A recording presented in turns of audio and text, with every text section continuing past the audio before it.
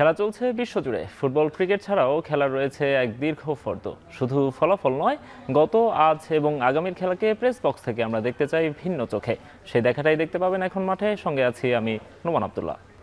এতক্ষণ দেখছিলাম ক্রীড়াঙ্গনের গুরুত্বপূর্ণ খবরাখবর। আজকের এখন মাঠের শোতে আমরা আলোচনা করব বাংলাদেশের ব্যাটিং নিয়ে। আর এই নিয়ে আলোচনা করতে আমাদের সঙ্গে আছেন বাংলাদেশের ব্যাটিং কোচ মোহাম্মদ আশরাফুল।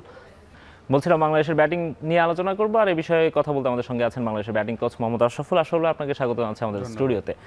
আসলে ভাই, আমরা বাংলাদেশের ব্যাটিং নিয়ে কথা বলতে যাব। তার আগে গতকালকের একটা আয়োজন নিয়ে একটু কথা বলতে চাই। লিওনেল মেসিকে আমরা দেখেছি ভারত সফরে এসেছেন, সেখানে সচিন টেন্ডুলকারের সঙ্গে তার দেখা। অ্যাজ এ স্পোর্টস পার্সন এই ধরনের রিউনিয়নগুলো যখন দেখেন বা এই ধরনের কোলাবোরেশনগুলো যখন দেখেন, তখন কেমন লাগে? দেখেন, মেসি তো ফুটবলের আর অনেকেই পছন্দের একজন ফুটবলার, তো অবশ্যই ফুটবলের সর্বকালের সেরা, ক্রিকেটের সর্বকালের সেরা। সেটাই তো, এটা তো অবশ্যই ভালো লাগছে এবং এটাই স্বাভাবিক। যখন বাংলাদেশে এসেছিল আর্জেন্টিনা টিম, আমিও গিয়েছিলাম খেলা দেখতে। তো যেহেতু আমিও আসলে আর্জেন্টিনার ফ্যান, তো এটা ভালো লাগে, দেখতে ভালো লাগে।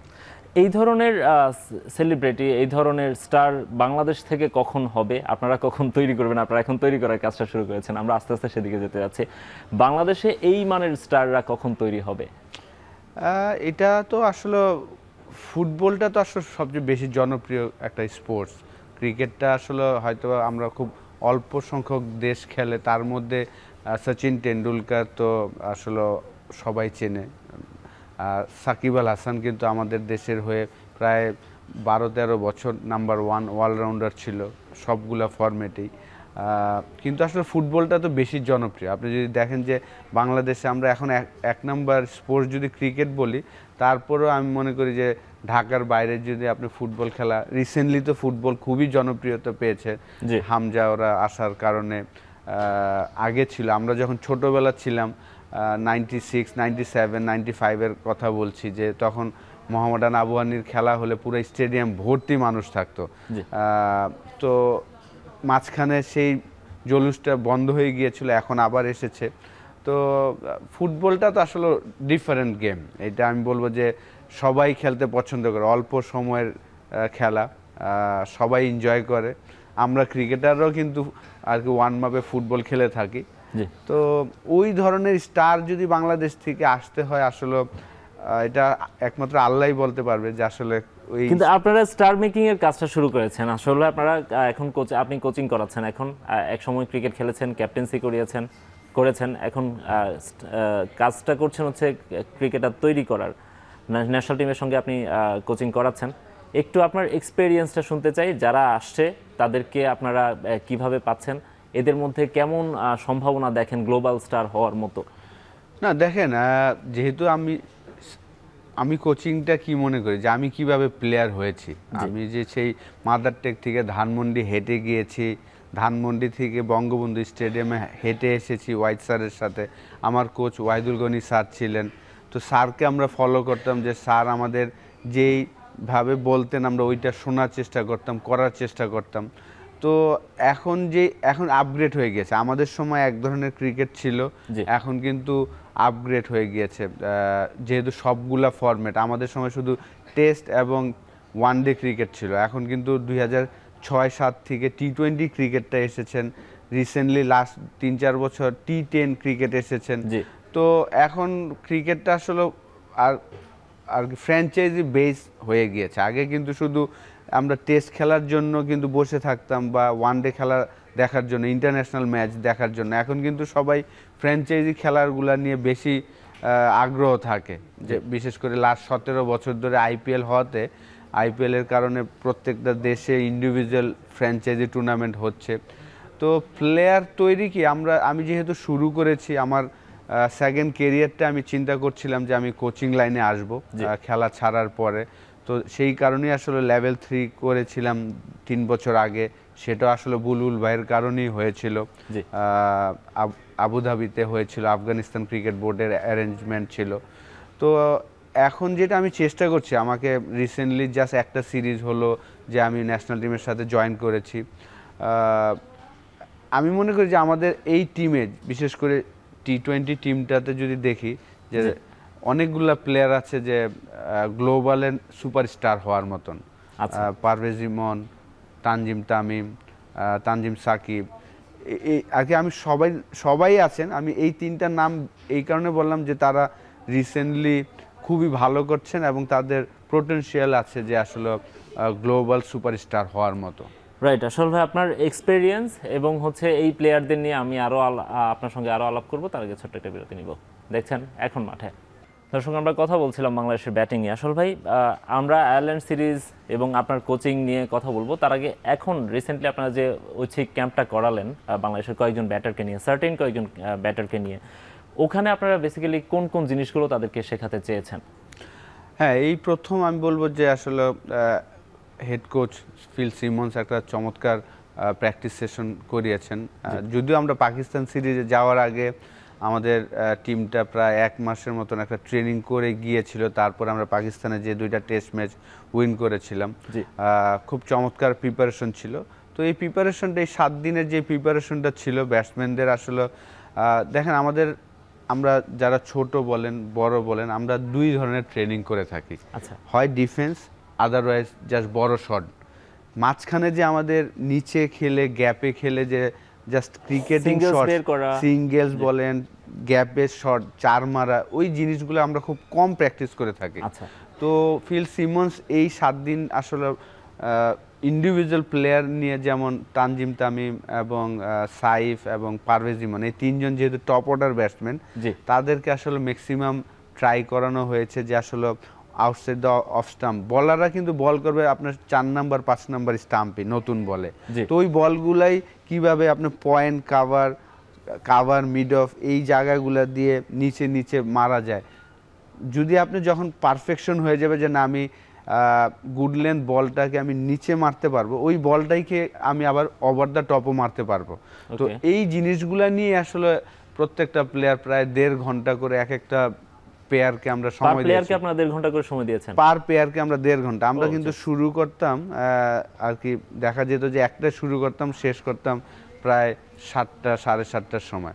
তো প্রত্যেকটা প্লেয়ার আর দুইজনকে 1.5 ঘন্টা করে সময় দিয়েছি আমরা এই 7টা দিন। আমি মনে করি যে খুবই ভালো একটা উদ্যোগ নিয়েছেন কোচ, যে এই ট্রেনিংগুলো আমরা খুব কম করে থাকি স্কিল ডেভেলপ করার জন্য, যে শর্টস ডেভেলপ করার জন্য, যে এক একটা প্লেয়ারকে আমরা ধরে ধরে এই শর্টসগুলো ইমপ্রুভ করার চেষ্টা করিয়েছি। তো আশা করব যে তারা সামনের বিপিএলে তাদের এই প্র্যাকটিসটা কাজে লাগবে।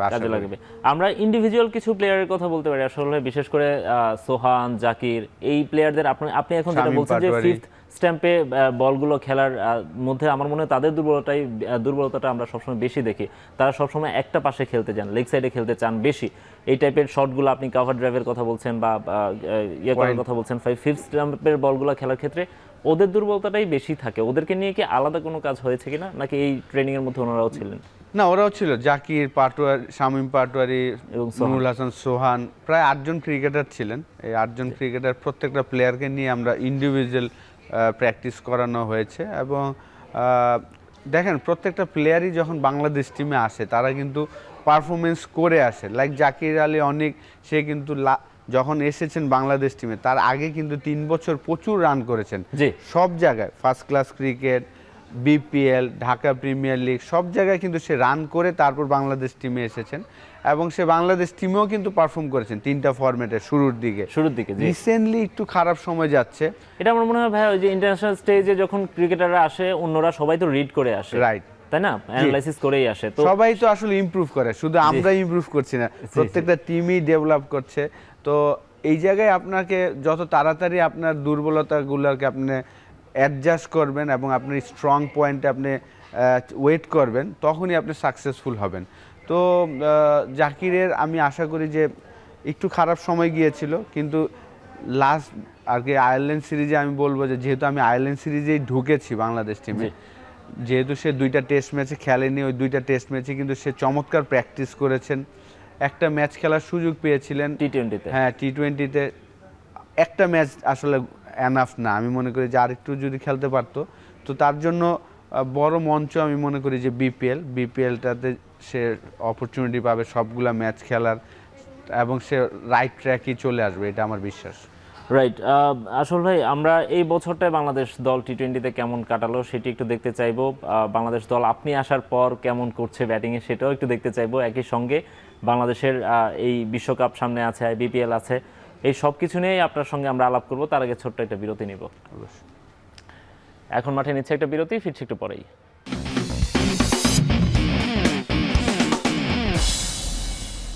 বিরতির পর ফিরে এলাম, দেখছেন এখন মাঠে। দর্শক, আমরা আলোচনা করছি বাংলাদেশের ব্যাটিং নিয়ে, আর আমাদের সঙ্গে আছেন বাংলাদেশের ব্যাটিং কোচ মোহাম্মদ আশরাফুল। আসল ভাই, আমরা জানছিলাম যে আপনার টেকনিক্যাল বিষয়গুলো নিয়ে ক্রিকেটারদের সঙ্গে কাজ করছিলেন। একটু টেকনিকের বাইরেও ক্রিকেট খেলাটা অনেকটাই ব্রেইনের খেলা। তো আমাদের ক্রিকেটারদেরকে আমরা অনেক সময় মাঠে আসলে সঠিক সময়ে সঠিক কাজটা করতে দেখি না। এই বিষয়গুলো নিয়ে কি আপনারা কাজ করছেন ক্রিকেটারদের সঙ্গে? না, অবশ্যই আপনার ফিজিক্যাল এবং ফিজিক্যাল থেকে আমার কাছে মনে হয় যে মেন্টালি যারা যত স্ট্রং তারাই আসলে বেশি সাকসেসফুল ইন্টারন্যাশনাল ক্রিকেটে।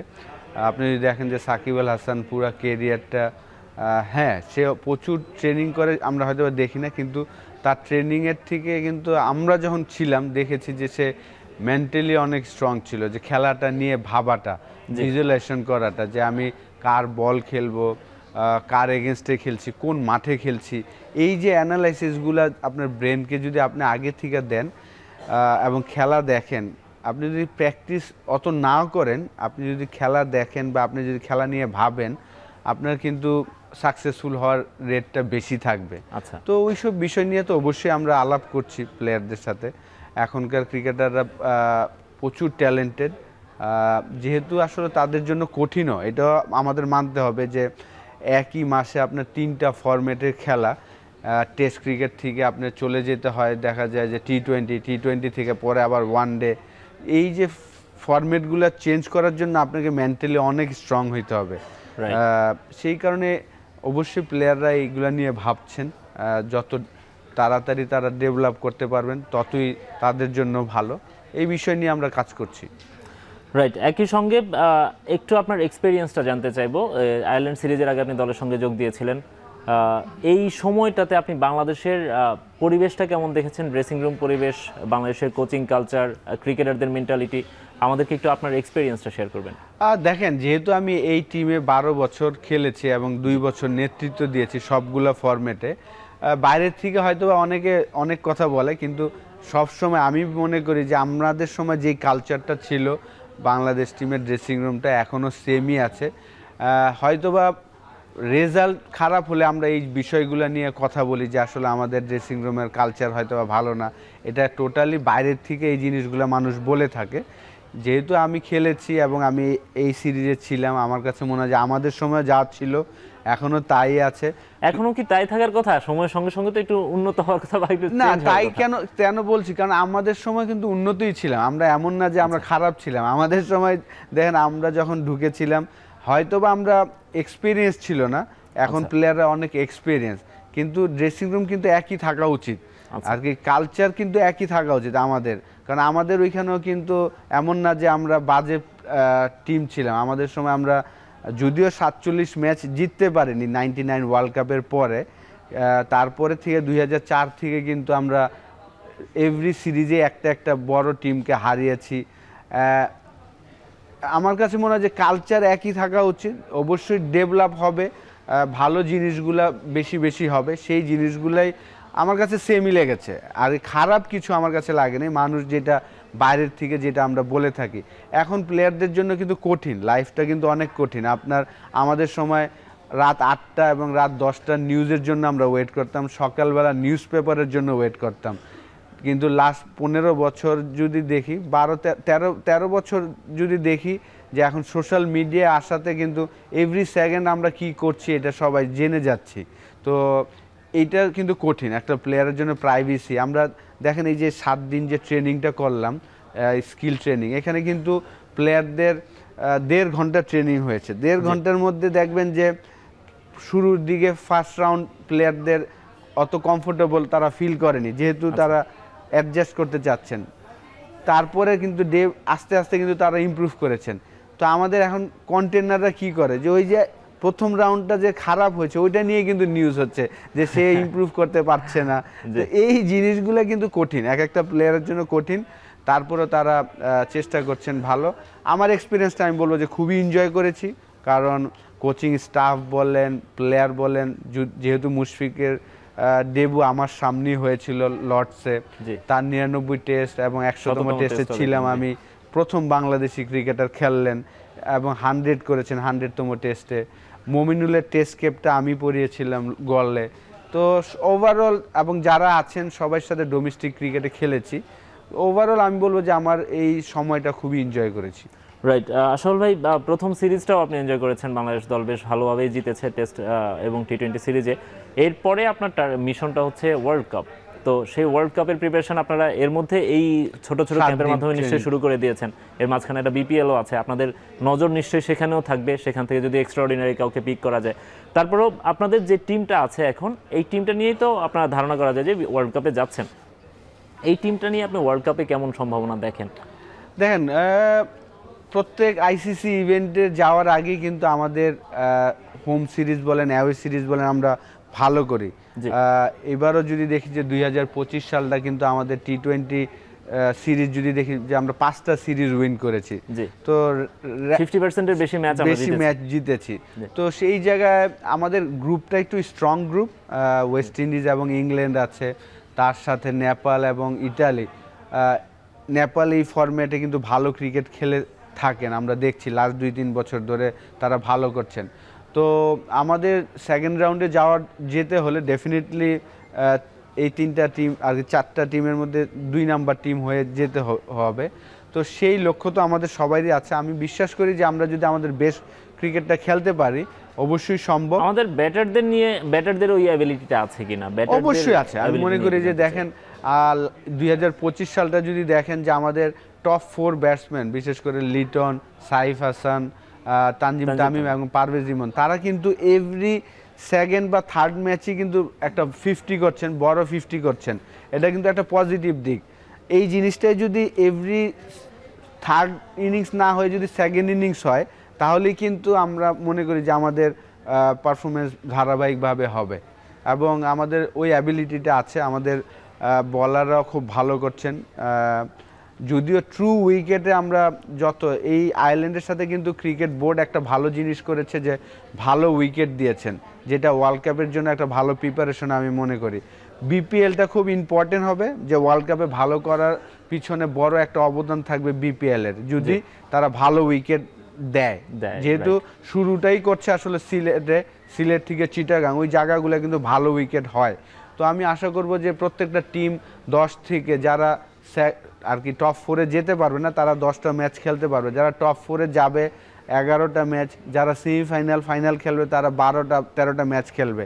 তো এই 12-13টা ম্যাচে যদি প্রত্যেকটা টিম, আমি আশা করব যে তারা 170 থেকে 200 রান করছেন আগে ব্যাটিং করে, এবং সেই রানগুলো আবার চেজ হচ্ছে, এরকম যদি 10-12টা ম্যাচের মধ্যে 7-8টা ম্যাচ এরকম হয়, তাহলে আমরা বলতে পারবো যে আমরা আর কি ওয়ার্ল্ড কাপে খুব ভালো রেজাল্ট করব। রাইট, ছোট্ট করে একটু আমাদেরকে বাংলাদেশের মিডল অর্ডারটা নিয়ে বলবেন, ওখানে কি একটু ক্রাইসিস থেকে যাচ্ছে কিনা? হ্যাঁ, নাম্বার 6-7 এই জায়গাটাতে যারা খেলছেন, লাইক নুরুল হাসান, সোহান, জাকির আলী অনিক এবং শামীম পাটোয়ারি, এই 3জন দেখেন জাস্ট 5-6টা ম্যাচ আগেই কিন্তু আফগানিস্তানের সাথে 3টা ম্যাচই নুরুল হাসান সোহান নট আউট ছিল, 3টা ম্যাচই আমরা উইন করেছিলাম। শামীম পাটোয়ারির রেকর্ডও যদি দেখি যে অনেকগুলো ইনিংস আছে যে অসাধারণ খেলেছেন। জাকির আলীও প্রুভেন প্লেয়ার। তো এই 3জনই আমি মনে করি যে বিপিএলটা তাদের জন্য খুব ইম্পর্টেন্ট, যে এই জায়গায় তারা ফর্মে থাকাটা। কারণ অবশ্যই বিপিএলে যদি ভালো এমন কোনো প্লেয়ার এক্সট্রাঅর্ডিনারি খেলে, তখন হয়তো সিলেক্টররা চিন্তা করবেন, কিন্তু রাফলি আমার কাছে মনে হয় যে যারা লাস্ট 1 বছর ধরে খেলছেন তাদের নিয়ে বিবেচনা করবেন সিলেক্টররা। এক্স্যাক্টলি, এবং আমরাও আশা করব এই যারা প্লেয়াররা আছেন আপনাদের সান্নিধ্যে এসে তারা তাদের দুর্বলতাগুলো কাটিয়ে নিতে পারবেন এবং বাংলাদেশ ওয়ার্ল্ড কাপে এক্সট্রাঅর্ডিনারি কিছু করে দেখাবে ইনশাআল্লাহ। আপনাকে অসংখ্য ধন্যবাদ আমাদের সঙ্গে স্টুডিওতে এসে সময় দেওয়ার জন্য। ধন্যবাদ। শেষ করছি এখন মাঠের আজকের আয়োজন।